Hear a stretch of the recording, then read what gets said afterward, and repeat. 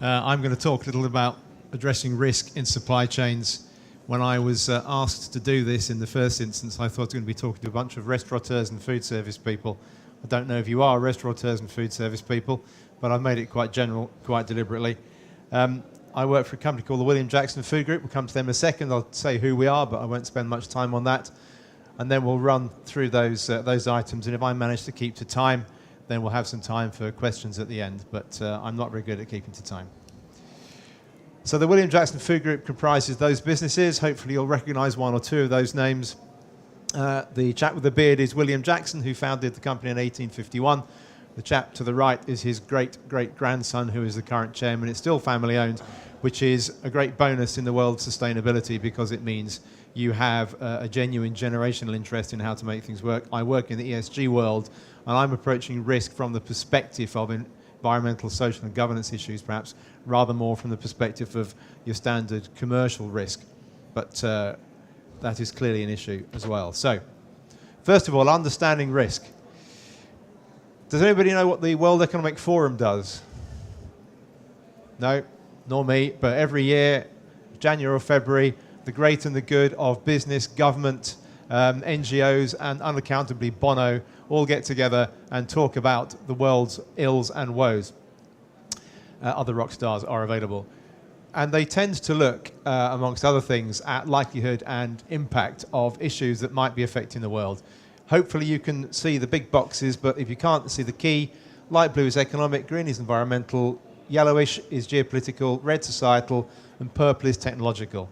And so they consider the risks that face society. This is public domain stuff available from the World Economic Forum's website every year. And what you will see is there is a predominance in terms of impact of the green and red categories, so environmental and societal.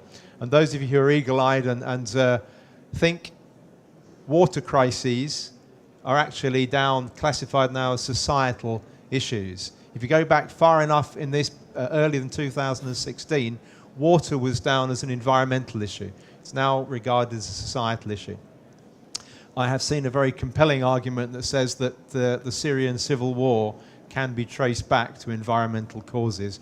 Clearly, there are lots of issues in Syria that weren't environmental, but failure of rain, failure of harvest, economic collapse, and then all the issues that were there in Syrian society were brought to the surface. So you don't need to look very far before you get to some quite significant issues. So do we in our business lives day to day consider this kind of issue? Hands up anybody who thinks about this kind of thing in their business planning. Okay, one or two hands, one or two liars maybe, one or two very embarrassed people who don't want to be put on the spot. So risk exists in all sorts of areas, and it exists in areas which are, if you like, non-conventional. Now, we are not, I don't suppose anybody here represents a national government. We'll be from businesses ranging from tiny up to quite large, as we've just heard. This kind of thing impacts on all of our lives every day to a greater or lesser extent.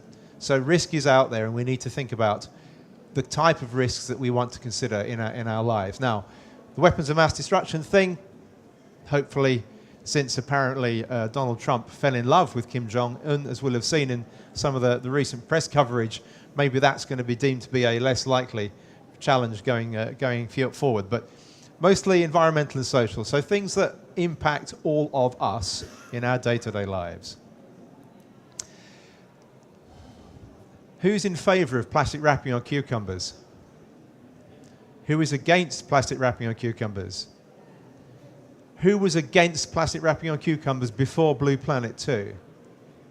Yeah, okay. So our lives have changed a bit as a result of some publicity. Now, if you look at the life cycle assessment, it will tell you unequivocally that from a carbon perspective, you are better off wrapping a cucumber because it prevents the cucumber from degrading, extends its shelf life. Now, does that mean you're going to eat it just because it's got extended shelf life? Not necessarily. If it's got no plastic wrapping on it, it might last a few days less, but maybe you'll eat it faster. If it's got plastic wrapping on it, does it mean that plastic wrapping is going to go and choke a turtle somewhere? Not necessarily. It might be collected and disposed of very responsibly. So you can take one measure, which is the carbon impact of a decaying cucumber or not, versus the amount of carbon involved in producing a plastic wrapper, and you can make a decision. But there are risks either way in doing that. Maybe a carbon risk, maybe another environmental risk. We're quite fortunate in the UK in that we live in a society where the waste collection system provided by local authorities is fairly robust. In Egypt, only 20% of domestic refuse is collected by municipal authorities. Where does the other 80% go? Inevitably into the environment. Now, we might be quite smug because we collect ours in the UK, but we will all know in this room that at the very beginning of this year, the Chinese government decided to stop allowing imports of waste from other countries, including ours, because it was contaminated, which reduced its value. So we are actually exporting our problem. Of the world's ocean plastics, 90% arise from just 10 river systems, 2 in Africa, 8 in Asia. Is there any guarantee that the plastic wrapping that you collect from your cucumber and put in the appropriate coloured bin in your kitchen has not then been exported to end up in the Yangtze? Maybe, and therefore in the Indian Ocean or the Pacific. William Jackson Food Group, in fact, anticipated it. I'm pleased to say one of the targets which you won't be able to read from the back, or indeed possibly even from the front, apart from the titles here. We said well before, 18 months before Blue Planet 2, that by 2025 all of our consumer packaging will be recycled material, recyclable or compostable in the home. Now, lots of other people are saying that now. Was there a risk in saying at that point in time when the system around us wasn't developed enough? Well, probably not. You could see it coming. You could see it was going to happen. Nevertheless, we went out on a bit of a limb, but much bigger organizations than us now are going through all sorts of hoops to develop the technology. Iceland most famously, but there are plenty of others. Anybody use plastic straws still? Not in polite company, no. You'd be mad to, wouldn't you, really? Okay, when you ask consumers what concerns them about food, the majority of things, this is FSA data, they conduct this every year or two, Food Standards Agency, published in DEFRA's pocketbook every year. You ask people what concerns them. So where is the risk for you in the food system? Hopefully you can all read this. Most of those things have to do with personal health, some which has just been touched on by the previous speaker. And this is about things that food will do to me if I consume it. There are one or two nods to other issues. So you've got animal welfare and you've got food miles in there. Now, food miles is often used as a proxy for environmentally bad, but of course it depends very much on how those miles are being travelled, what mode of transport you're using. But it's a kind of a shorthand. So actually, what people are saying when they talk about food miles is some sort of vague kind of environmental impact that I can't quite manage to articulate, but I'll use food miles as a proxy. If you come a little more up to date, this is 2015, 2016 figures, it's moved a bit, but not a lot. And there's a certain amount of movement around these depending on what's going on at the time. Now, unfortunately, the way these colours have come out makes it a little bit harder to see, but research that I've conducted over the last few years, when you ask people to, on a 100% basis, to ascribe responsibility for sustainability in society amongst these four groups, government, business, civil society, NGOs, and individuals, that's how it breaks down. Hopefully you can see the distinction between these rather two similar colours here, similar to my eyes anyway. Government usually comes out first, but it depends on the age group. The older people are, and arguably the more experience of government they've had, the less faith they have in government's ability to make change. But by and large, business as a group is where people sit. That's the largest responsibility sector. So here we are, all organisations that are businesses, by and large. Anybody not private sector in the room? Okay, 100% of us. So people out there, people downstream of us, our customers, the people that pay for our products and services or pay our salaries and mortgages, expect us to be managing those and other risks on their behalf. So, more specifically, GlobeScan did this in 2015. It's done fairly routinely, and you get this kind of response quite regularly. What does that mean? How are you being held accountable? Well, you can see the things down there. Now, some of these are evidenced perhaps more regularly in consumers' behaviours when they go out shopping than others, and some of these are enormous. So how do you not harm the environment? How do you manage a supply chain? Anybody have to produce a modern slavery statement? Not many. Okay. Just going through the iteration, presumably the third one round. The Modern Slavery Act, 2015 Modern Slavery Act, in the UK has pushed similar legislation in Australia. Other legislatures around the world are likely to follow suit. The Modern Slavery Act requires companies above a certain size to state publicly what they do to mitigate the risk of human trafficking and modern slavery in their supply chains. Now, you are allowed legally to say, I do nothing. That's a perfectly acceptable response legally. Is that an acceptable response from the perspective of stakeholders? Would you, sir? Would you say that? We do nothing about modern slavery in our supply chains. Of course you wouldn't. So you are now obliged to go away and do stuff down a complicated supply chain, most of which you probably can't see. So that's an enormous thing bundled in there. And what consumers don't do is tell you how they expect that to be evidenced. You've got to do that for yourselves. And maybe if you don't do the things that at some subsequent point they decide they're looking for, then they'll hold you accountable. So evaluating risk. This is the aqueduct map, a water stress map. No great surprises there. The hot parts of the world have high levels of water stress, so they're coded in red. But if you zoom into the map a little bit, you'll see that the part of the UK where we're sitting now is in a highly water-stressed area, primarily because there's a large concentration of people and concrete, which stops water being absorbed back into the ground, large amounts of consumption.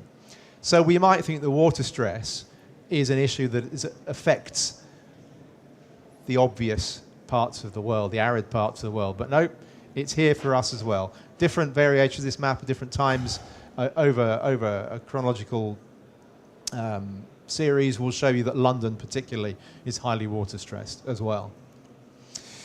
So if you take a food type, we all eat sandwiches, I'm sure, at one time of our lives or another. One of the companies in the William Jackson Food Group is the UK's largest manufacturer of retail sandwich bread. I've chosen these two, cheese and tomato and BLT, because they're the top sellers of a particular retail chain. I was involved in a project with them a few years ago. So if you look at the sandwiches and you look at the amount of water, you may be surprised to know, or you may not, because of the type of people that you are, the type of jobs that you do, that pigs and cows are huge consumers of water, at least as regards the amount of output that turns up as bacon and cheese, much more so than crops that don't go through animals to reach us. So if you've got an issue around water risk, thinking back to that map, you may be surprised, firstly, where the water is used, and secondly, with that zooming in, quite a lot of cattle in the western part of England. So if you've got cattle in a water-stressed area producing a highly water-intensive product, it may actually be that some of your risks are closer to home than you realise. And it varies a bit. I'm afraid my grey has come out as a rather different colour on this slide, but that's blue, green and grey water. So green water, which falls out of the sky, blue abstracted from the environment, and grey water, which is recycle it from used water. Different parts of the world have very, very different statistics. If you grow your wheat in arid areas, there's a lot of evapotranspiration. You might even need to irrigate wheat. You don't see wheat being irrigated in the UK, but you do see it being irrigated in other parts of the world. So if you look at where water comes from into the UK, WWF figures here, these are items that are associated with BLT and cheese and tomato sandwiches. An awful lot of water is used in those. And different data sets, so it doesn't entirely coincide with this, we're importing an awful lot of water from very dry countries. So in the food system, there's a lot of risk. That's continuity of supply is a big issue, potentially. I've had the 5-minute warning, which means I'm probably not going to get onto the mitigation. You'll just get all of the bad news and none of the good news. I'm sorry about that. Talking too slowly. This is a chart of the share prices of two electronics organizations which make hard disk drives. And it relates to the floods in Thailand back in 2011. This is their share prices relative to the NASDAQ on which they were both quoted. So you can see on the face of it, at least, being a hard disk drive manufacturer is quite good because you outperform the exchange at which you're listed. Then there was heavy rain in northern Thailand, and so their share prices dropped. Then there was a little bit of a worry, what's going to happen in Bangkok? One share price recovered, the other share price didn't. Guess which one had the factory that got flooded? Guess which one had the factory that they knew wasn't going to get flooded? No, neither of them. Because if they'd known, that drop wouldn't have happened. They'd have been able to say to the industry, no, don't worry, we're fine, we're on a hill. We're not going to get flooded. But they didn't, because they couldn't.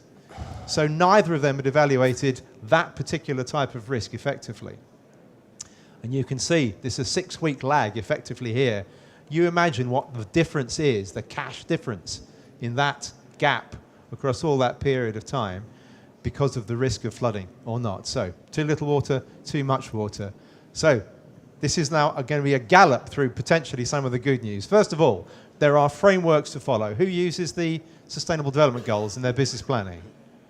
Okay, who has not heard of the Sustainable Development Goals? Oh, well, that's something. So this is a framework that you can use to manage environmental, social, and governance risk issues. Now, if you go down a level, you'll find a lot of the detail in this is not framed in a way that's particularly accessible to business. It's much more for governments. Nonetheless, it is a useful steer, and you can build some of your risk management systems around the risk inherent in the way that those are articulated there. However, be careful, because PwC did some work last year where they asked businesses and they asked members of the public which you think of those 17 are the most important. And you can see on the left-hand side, business, perhaps unsurprisingly, talked about decent work and economic growth. Well, that's what business is for, so there's no great surprise there. Talked about climate action. Well, carbon and climate change is in the news all the time. No great surprise there. And at around that time, we were coming out to the gender pay gap reporting regulations, so you could understand why that was maybe front of mind for business, because the world in business was changing. What were the public thinking about? Well, something entirely different. At the same time, lots of press coverage of food banks and hunger. So maybe that's what was driving the response of the man and woman in the street. If you were to repeat that exercise now, post-Blue Planet, maybe you get a different set of issues. The world around us moves on. The really unfortunate thing is that business thought that no poverty was a really low priority, whereas the people who buy the goods and services from business thought it was a high priority. So make sure you do your market research properly as part of a means of trying to address risk. You've got accreditation schemes. I won't dwell on this for too long. You will all, I hope, recognize one or more of those. Now, accreditation schemes have their limitations, of course. They are firstly focused on an area, and they don't talk about the rest of what goes on in the value chain. And even if you get recyclable board right, does that necessarily mean that the rest of your issues are managed correctly? So you need to be careful in terms of how you use those, but they can at least support a process and take away some of the work. You can collaborate with other partners. A few examples there, some of which, again, you'll recognize, some of which you might not. Come and ask me afterwards if there are any you're particularly interested in or are particularly unfamiliar. But there are ways of working together to make sure that you reduce the burden on any given organization. We heard some of that from Plavlis before, which they can do within a large organization. You can do that with your colleagues. These are ways of doing it beyond the boundaries of your commercial entity. And then you can use management systems. We'll all be familiar with the health and safety hierarchy, and that can be reflected very simply in other considerations. Just don't do it. If it's too risky, don't do it at all. If you have to do something like that, well, invent something that's less risky.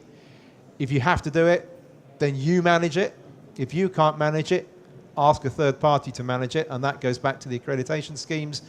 And if there isn't an accreditation scheme, just ask somebody to take care. Now, I was in France on holiday recently. You may know there's a hunting culture in France. People go out shooting. And if you go walking in France, then there are rules for walkers. And one of them says, during the hunting season, take care. Now, I'm not quite sure as management systems go how effective it is to hope that you're not going to get shot by somebody who confuses you for a wild boar. I suppose don't go out dressed as a wild boar is a good piece of advice. But maybe don't go out when people are firing guns is probably a better piece of advice. So, management systems, again, have a part to play. And you take them in the context of everything else that I've talked about before. Then you've got mitigation planning. You can go through structured systems to create those management systems and to decide which of those various approaches I've just described are the appropriate ones for your environment. And there are all sorts of ISMEC, UDA, there are all sorts, any number of acronyms you care to name that business management gurus have thrown together over the years, which could be applied to that. But you need to think about where you're going to put your resources, because you can guarantee you will not have enough resources to manage every single risk that there is facing your business. So you've got to pick your battles with care. And I've left -5 minutes for questions. I'm sorry.